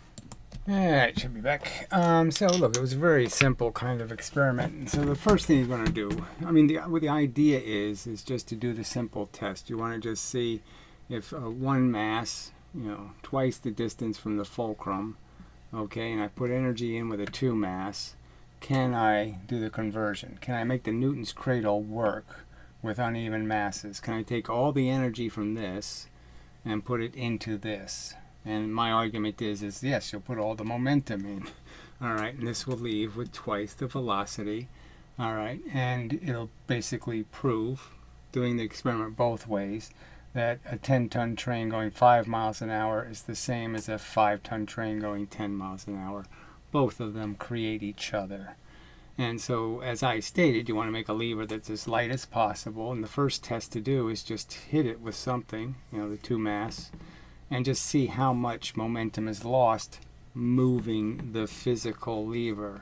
Now, he's chosen a pretty heavy gear to be his fulcrum, downside, and a wooden stick as one of the possibilities. This stuff could weigh a third as much as the actual things he's hitting into the lever.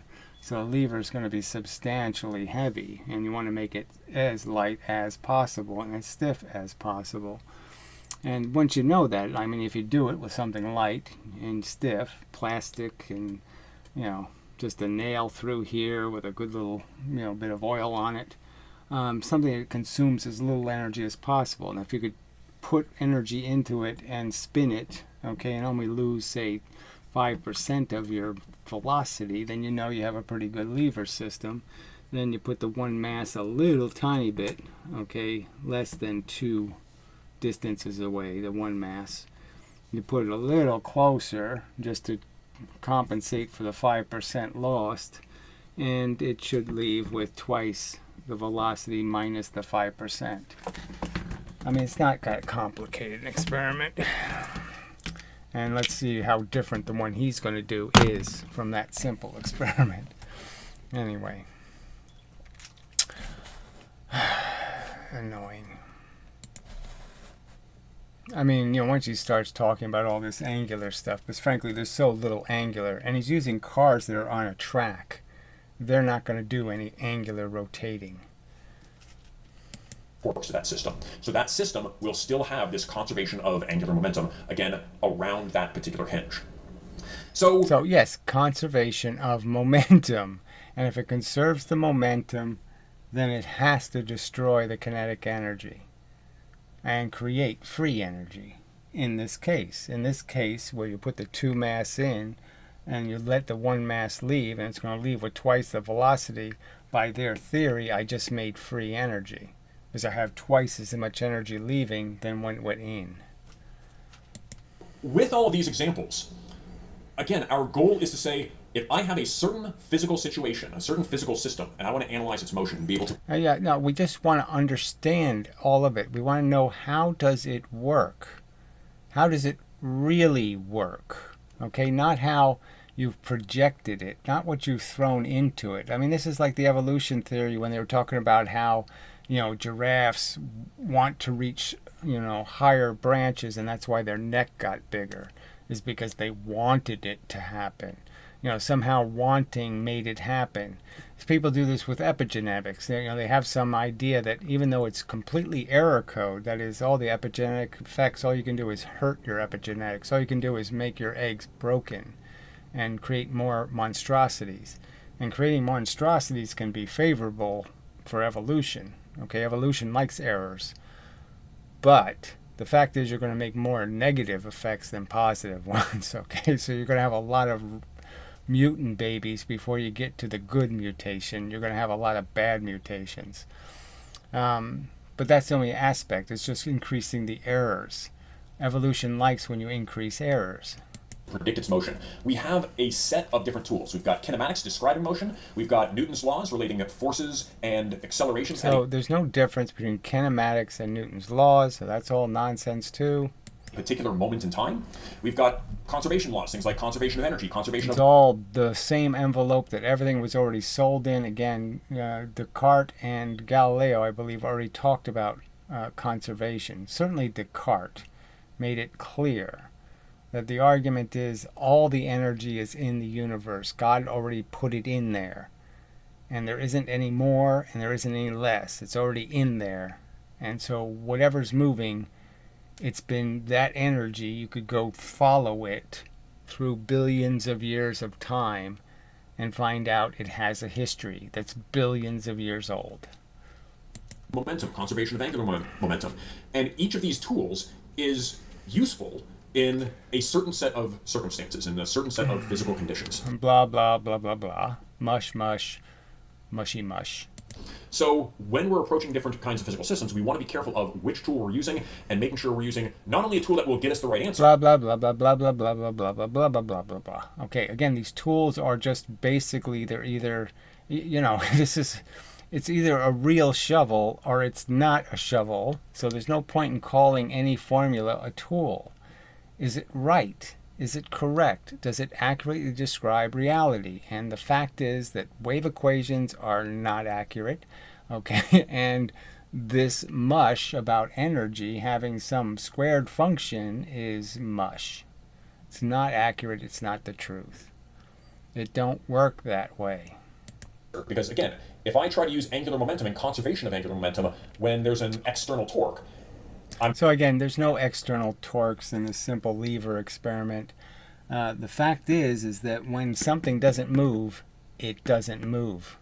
It doesn't absorb energy.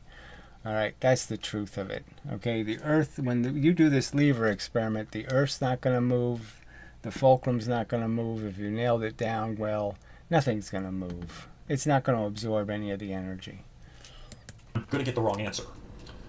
But even when we're using these appropriately, we want to find what is the easiest way, the least error-prone way of reaching a good conclusion, a conclusion. Right, and I sort of tried to detail the safer way to do this would be pendulums and this and that, but whatever. That we can have a high reliability in. And then, of course, as always, in any kind of science, we want to test these ideas. Right, and I wonder just how extensive the test will be. Will it be tested from different locations? Will that, I bet you the tests aren't going to be extensive. So we're going to see some examples of this when in an upcoming video where I talk about the lever experiment that I'm going to be finishing up, talking about how we can make predictions. Yeah, whatever. So, I mean, this is already giving you a clue that somehow he's done this lever experiment where he's destroyed so much of the energy that he's going to make some claim, okay? But, yeah, it's just going to be because the lever ate everything. Okay, his lever is going to be so inefficient that you won't be able to see anything. The rest of the energy is going to be so tiny a percentage of what's left over, that there won't be much to talk about. Using things like conservation of angular momentum and conservation of energy for this lever system, and then eventually we are going to be putting that to the test. So those are some of the things that are going to be coming up. As always, if you have... Yeah, blah, blah, blah, blah, blah. We'll see. I have lost much confidence in this person doing credible experiments, but we'll see. We'll see. Questions or comments, please throw those in the comments below. I'm always happy to try to respond to questions that are in there, and otherwise... Yeah, so it's the usual clowns, Gosling, Walker, whatever this guy is, this faker, yeah, Farley, and a lot of him. I don't know who Post-Mantia is, but whatever. See if there's anything new. But anyway, yeah, I'll do comments in the morning or something. I won't bother with that now. Yuck. Yeah, nothing new. All right. Okay, so sadly, there's just so few people that seem to gravitate to these kinds of subjects of challenging physics. So little. So very little. Anyway, I don't know why the Walker guy has used the guy's last name. I don't know why he did that. It's not on his channel here somewhere. There's no reason to do that. It's just so stupid. Anyway, till the next time. I mean, without finding out whether that's who he wants to. He wants to be called that on the internet. No. It's just so stupid. So, till the next time, and such and so forth and whatnot.